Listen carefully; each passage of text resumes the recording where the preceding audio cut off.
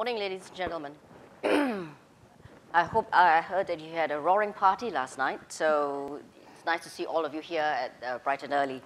Yesterday morning, when Minister Dr. Vivian Balakrishnan was here, he spoke about imagination and vision that's needed for innovation.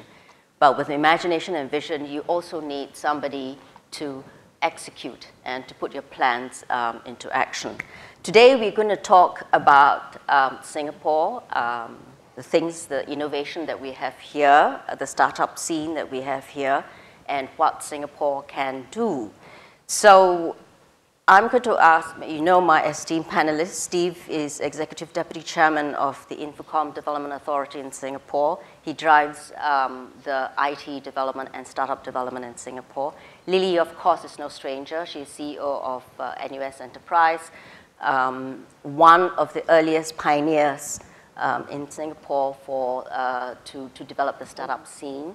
And Edgar, CEO of Innovate, which is, of course, the venture arm of the deepest pocket telco that we have here, Singtel.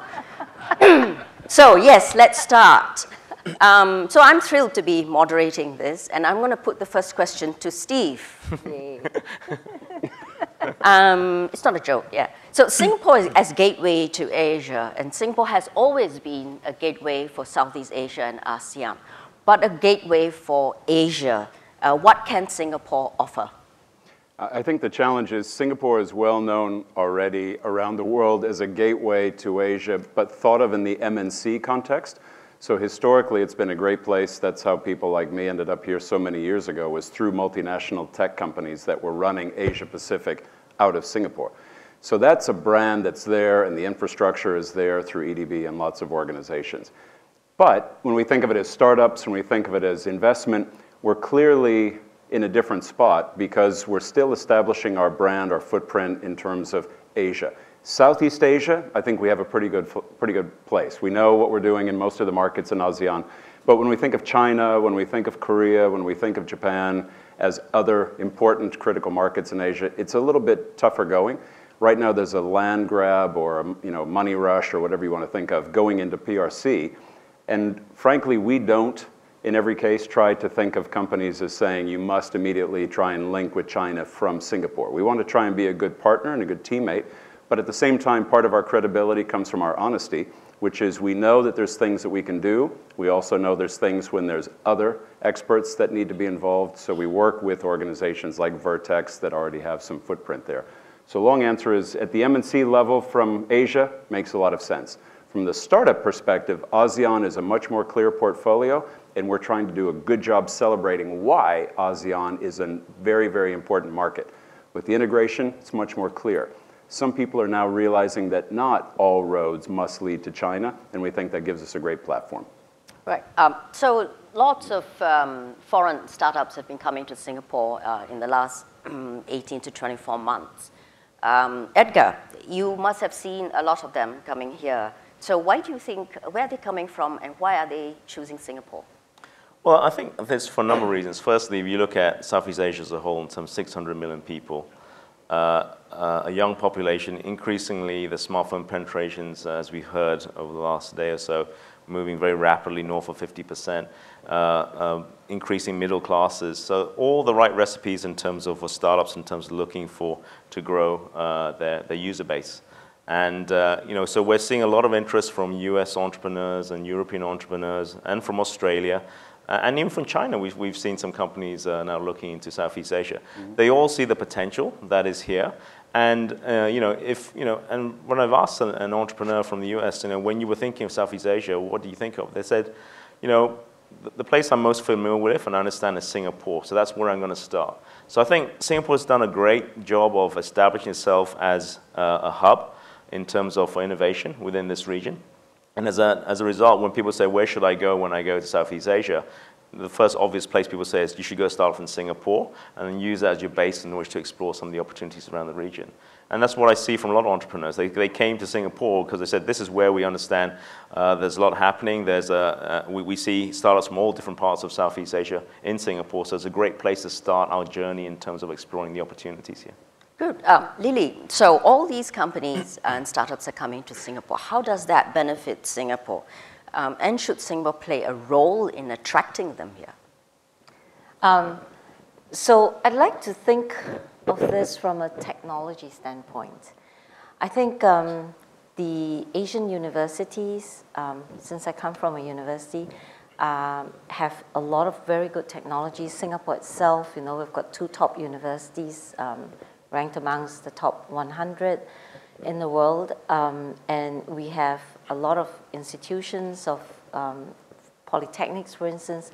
And the minister yesterday actually also said we invest very heavily in education. We want to make sure that, you know, this is one of the best places to come to school for. Now, given that there is a very educated workforce, there's a lot of technologies. Our friends in Indonesia, our friends in Brunei, Malaysia, Thailand, also have technologies. The key thing today is not just about one pattern, one company.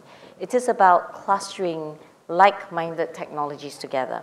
And when you think about that, then companies coming to Singapore can bring technologies that they have, use Singapore as a base to partner with one another. So it's not just Malaysia coming to Singapore, partnering with Singapore, but Malaysia coming to Singapore to partner with also Indonesian colleagues, Japanese colleagues, Thai colleagues. We need to look at it as a melting pot example. And I think technology is one way, because all companies need technologies at one point or the other. Okay, before I forget, I'm going to take questions from the floor. So if you are not comfortable asking questions, please post your questions to Pigeonhole, and we'll take them as they come up. Going back to you again, Lily. Will having the foreign startups in Singapore, will they compete with our local ones for resources, for talent, even for funding? Okay. I don't look at it that way. I look at growing companies. And when you grow companies, foreign talents may come in with lots of great ideas. We are a country of immigrants anyway. So it's whether you came here, you know, I don't know, 50 years ago or you know, I'm also an immigrant, right? I came here 30-something years ago from Malaysia, and I'm now Singaporean. So I think this is a melting pot. So I don't see it as, will they take resources away from what is given for locals. I think if a country thinks that way, then I think we're not growing as a nation. So I don't see it. I think there's a mingling of money. They bring, you know, foreign talent can also bring in investors from their own country. There is employment. They create jobs. And there is a lot of heterogeneity, diversity, and I think that's what makes the environment interesting. Just to add on there for a little bit, I completely agree with what Lily's saying. I think the answer is yes, there's going to be competition. I mean, I think if we try and dance and hope that that doesn't sound wrong, but there is going to be competition. But that's part of how systems are made stronger and how people continue to grow and stretch. So it's not that it's a displacement, as if someone comes in, someone here loses. That would be the wrong way for us to think of it. And so our goal is for Singapore to be thought of as a node on a global network. And so there's great talent in any place, and we're competing, frankly, with London, with lots of different places around the world that are on the same growth, and we hope innovation will be a great answer path that Singapore is on. So if we think of it as, if someone comes in, then someone here is worse off. That's a really difficult scenario for us to try and be the continuing growth engine for a global economy that we'd like to be. So yes, there's competition, and competition is a good thing because it helps improve the whole ecosystem. So that would be how we'd like to have our teammates look at it. I mean, excuse me, from what I've seen in terms of the startups, both in Singapore and those who are coming to Singapore, yes, there are a lot of entrepreneurs who are from the US and so forth, but almost all of them have the same kind of perspective, which is they're coming here because they see the opportunity in Southeast Asia, but at the same time they recognize they don't necessarily fully understand Southeast Asia, so they're looking for good local entrepreneurs that they can partner with, You know, one of the strengths of the Singapore talent pool here is that they understand the region. I mean, we live in a society, a multicultural society, so we're very familiar with some of the nuances here.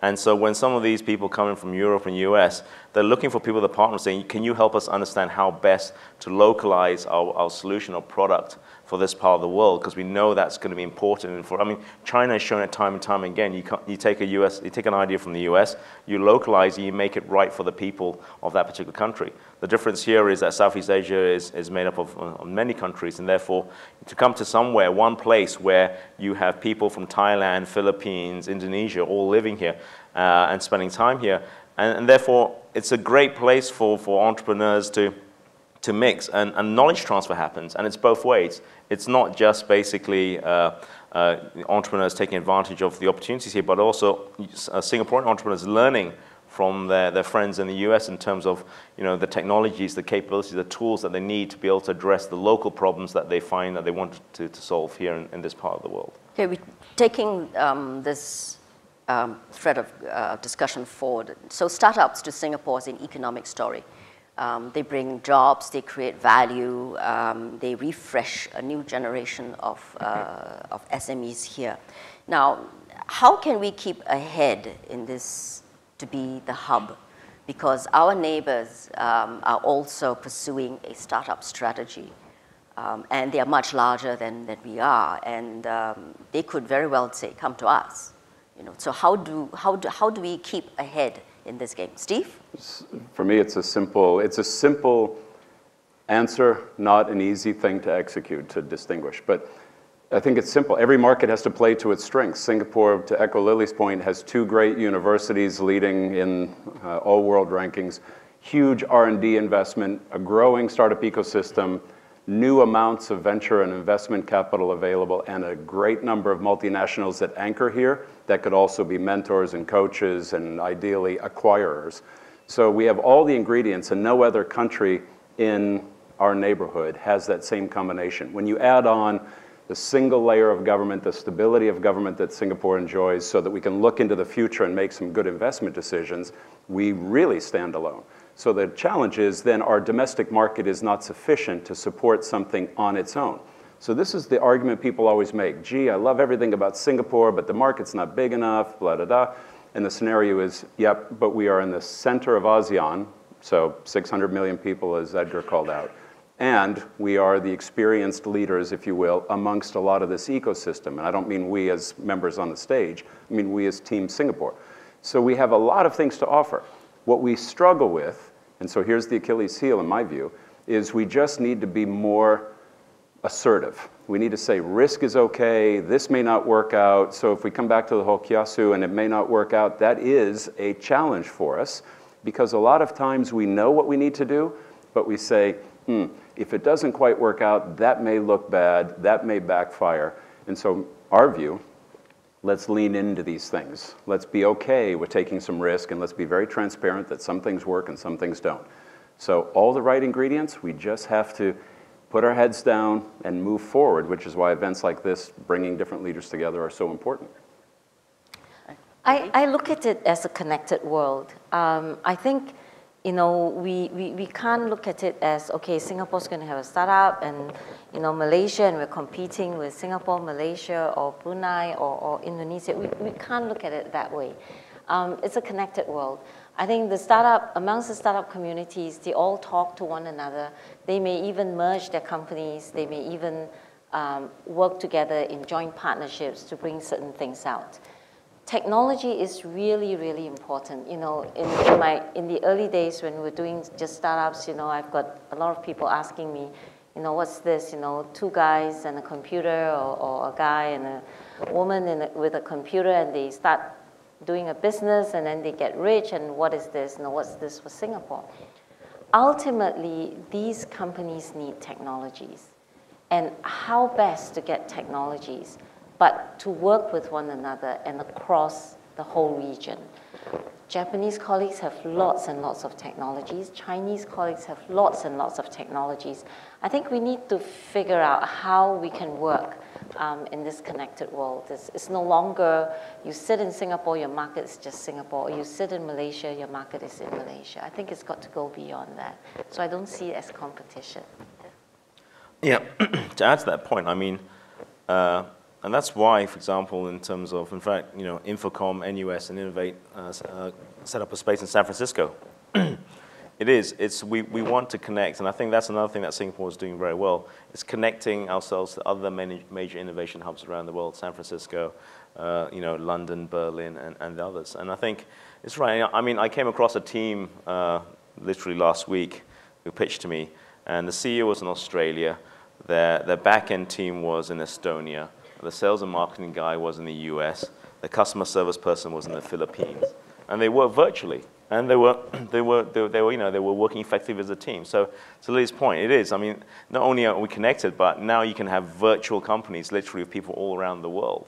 But back to about Singapore, I think the one thing and I think, you know, the minister was trying to emphasize this point a little bit yesterday in his comments, is that actually, you know what, Singapore's a pretty good place to live as well, you know, in terms of hopefully those of you who went out to Ann Siang Hill last night and had a few drinks. You know, it's come a long way from where it was, you know. I mean, I don't see any more T-shirts with Singapore, a fine city, F-I-N, you know, and things like that. It's transformed itself. And if you look at the younger generation in terms of the people who are going to be the next entrepreneurs and so forth, and the same thing you see in the Valley. And the Valley, when we talk about the Valley, it's the peninsula. But actually, and part of the reason why we moved into San Francisco from where we were midway down the peninsula is that increasingly entrepreneurs want to be in an urban environment where everything is 24/7. They can go out for a drink after work and eat and everything else. And let's face it, if there's one thing Singapore knows how to do, it's eating, it's drinking, and shopping, right? The three things that I think most people find very enjoyable here. So I don't think we can discount the fact that Singapore itself, and also for entrepreneurs from other parts of the world, it's an easy transition into this part of the world. I mean, I'm myself from the UK, came here. It's not hard to get settled into Singapore compared to other markets. And I think that's an important differentiator, which attracts a lot of people to Singapore and gets them to stay as well. Okay, I'm going to take a question from the floor related to Singapore. So what would happen to traditional industries if our most highly educated talent all enter high-tech startups? Lily? I don't think all will enter high-tech startups. I think, you know, if you look at what we're doing at NUS, while there's a big noise about what we are doing, it's actually just only, you know, a small percentage of the student population are involved in this. 5%, right? So sometimes it's, you know, the 5% made a lot of noise. There's another 95% of our student population who are not in this high-tech industry. They work in Deloitte, they work in DBS Bank, they work in small, medium-sized enterprises. What we try to do as educators in the university is not just entrepreneurs in what we're trying to do, is intrapreneurs. So you go out and you learn about all these and be creative and innovative. But when you go into a larger company, you start to be creative and be intrapreneurs inside a larger company or intrapreneurs in a small, medium-sized companies. So I think, you know, to put it in perspective, it's not the whole undergraduate population doing this. Okay. Steve? Yeah, at the risk of sounding flippant, which I'm not, I would say that would be great. Because, I mean, the scenario is traditional to me, implies business as usual, something that's been around for a while. So I do come from the school of thought that says, if not us, then who? So if we're not disrupting traditional industries, we would be wrong to think that it's just steady as she goes. The market, manufacturing being one. Look how many evolutions Singapore has been through with respect to manufacturing, from precision assembly through to some of the design features, now into some of the biotech. Think of manufacturing in terms of pharma and cells. And so if we're not pushing on these things, then we will be disrupted.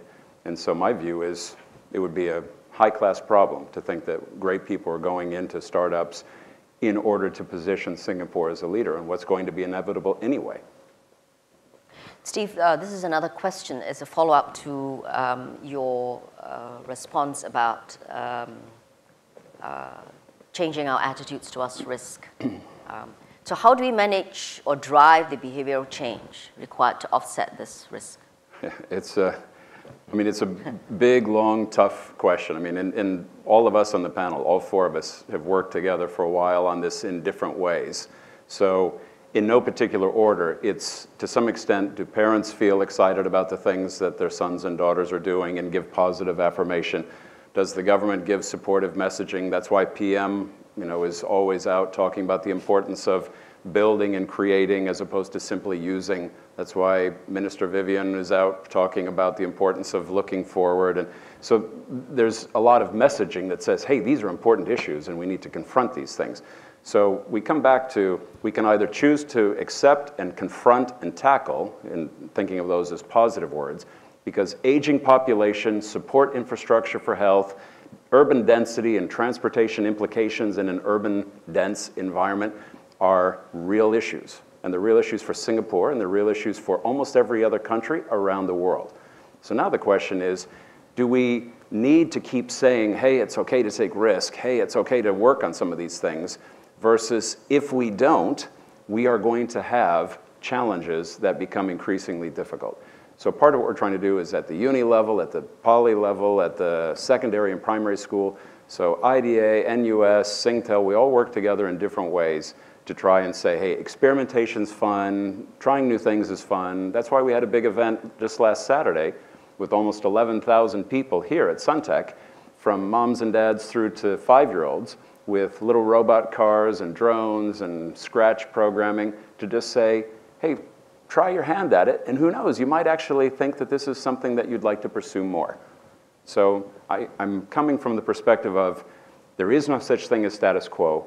We're either moving forward or being pushed back. So let's move forward. This is an interesting question. Singapore is sometimes thought of as a bubble where people aren't aware of surrounding countries, that means our neighbors. Do you think that will stop Singaporeans from exploiting entrepreneurial opportunity in Southeast Asia? Edgar? Gosh. I think what I see is within the startup ecosystems across the various large cities here, in terms of Jakarta, Manila, Thailand, and I've had the privilege of being active and actually talking to people in all these different ecosystems, is that there's a strong desire to collaborate. Everyone recognizes their own ecosystem has its strengths and weaknesses, right? And I mean, exploiting is probably a very strong word, but I actually think as a whole, everyone, at least in the startup ecosystems, are very aware of what's happening in the other ecosystems, and actually reaching out and say, hey, can you help me? I'm thinking of going to Thailand. How can you help me introduce me to some people in there to help? Or in Manila, you guys are great at coding in this particular space. I'm looking for developers to help me. So I think, and naturally, the people from the Philippines and Jakarta come to Singapore and saying, look, we need to raise money, and we know in Singapore there's a great network here. Can we tap into your network to help us with looking for angel investors and so forth? So I actually think I've been amazed at the level of collaboration and willingness of people within the ecosystems across Southeast Asia to share and collaborate. And then maybe that's partly because it is a little bit harder here. We aren't one big market like the US. We aren't one big market like China. And we all have to work a little bit harder. And therefore, I think through that, people are willing to share more, are willing to collaborate more, because they recognize that at some point in time, I may need help when I go into that market, so I'm going to help somebody when they come to my space. And so I don't think so much exploitation. I think it's more in terms of there's a healthy dose of collaboration that goes on between the startup ecosystems in this. We all have our strengths and we all have our weaknesses. And I think some of the clever entrepreneurs are finding ways to bring those together and using partners from around the region to address their weaknesses. Right, so another question here.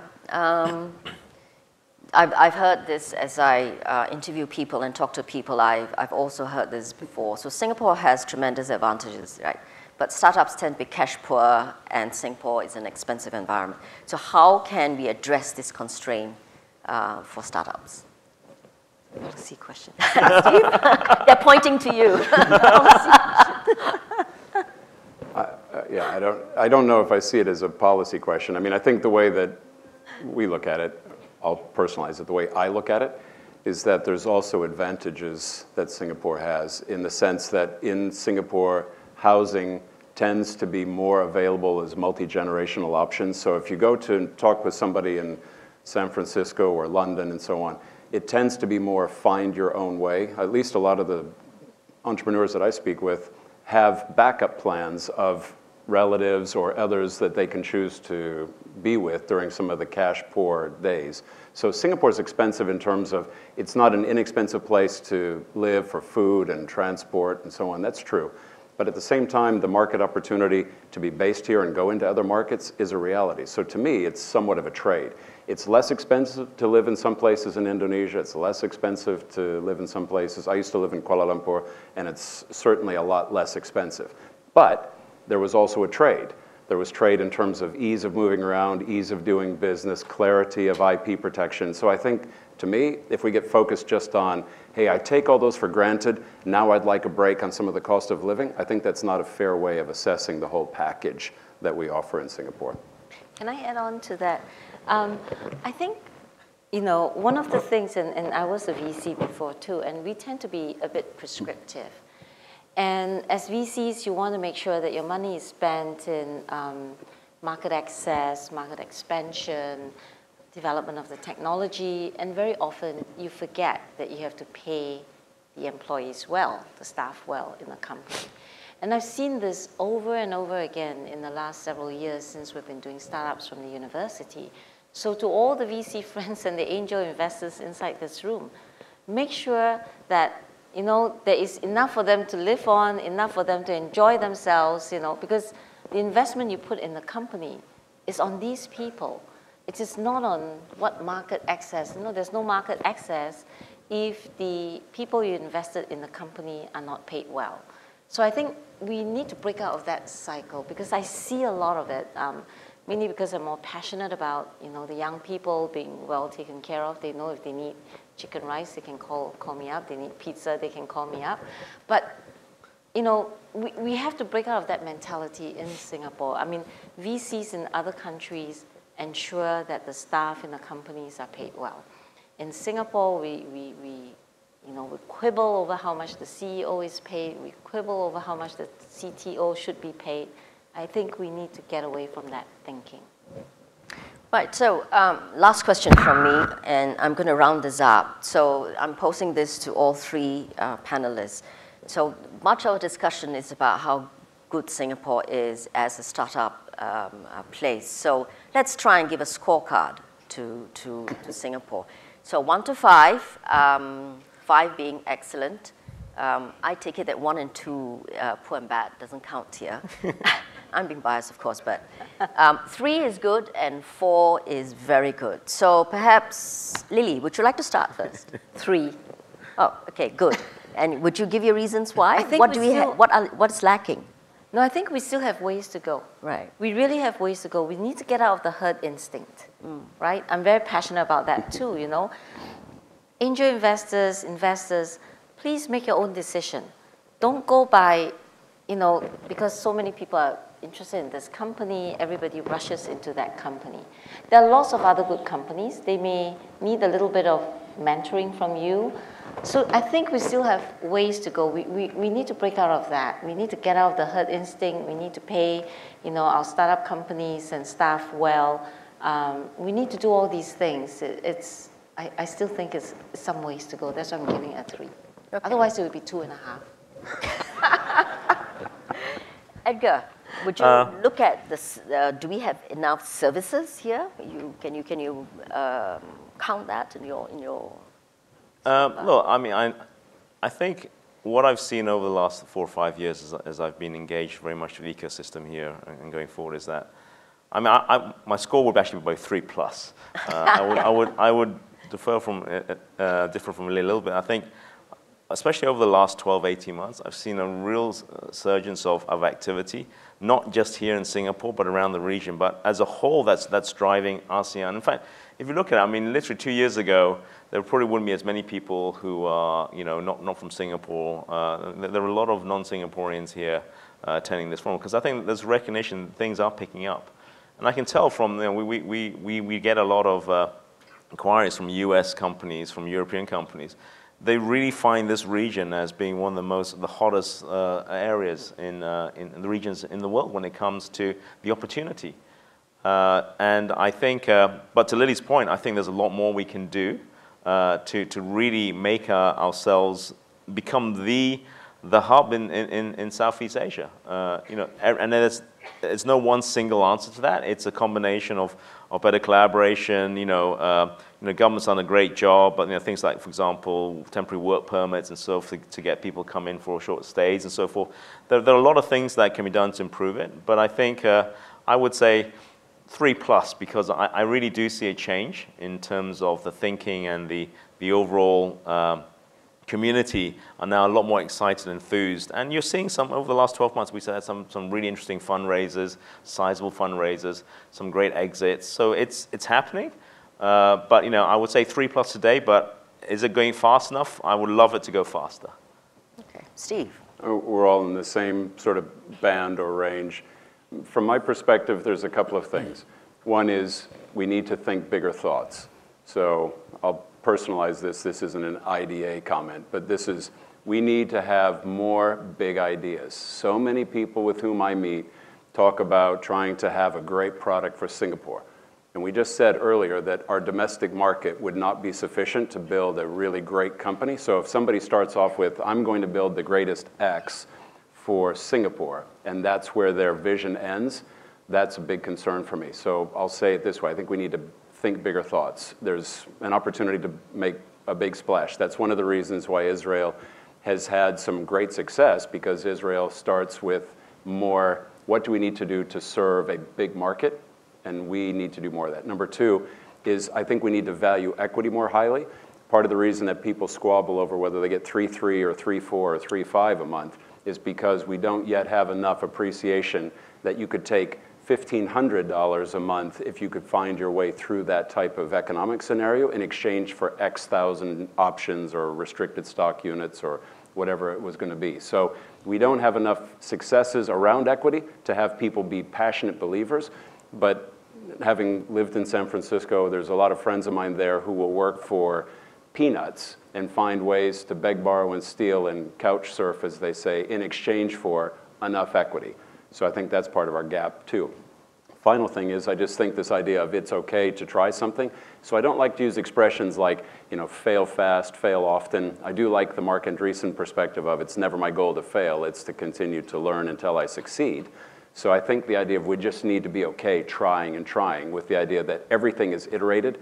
No great company starts off with what they originally thought and then goes all the way through until a public listing with 0 amounts of changes or pivots or whatever you want to call them. We tend to be a little bit bound, at least some of the people with whom I've spoken tend to be a little bit bound, as opposed to if this doesn't work, then game over, as opposed to recalibrate. So equity valuation, the idea of recalibrating and the idea of thinking big is why I think we're not beyond a 3. So you're on 3. I think we're all in the same, whether we call it this or that, we're in that sort of range. I think we are doing some great things, so I think we're on an upward trajectory. So I think if we're looking at it, we're on an upward trajectory, moving away from the 3 and moving on.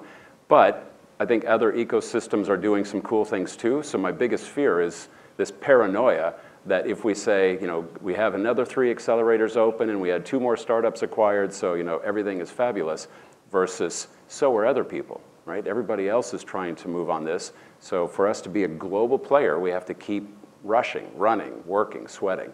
So that's why my apprehension is we're on an upward slope, but we can't rest for a second. Right. Well, thank you very much, panelists. Steve, Lily, and Edgar. There has been a good discussion. Thank you very much. Thank you.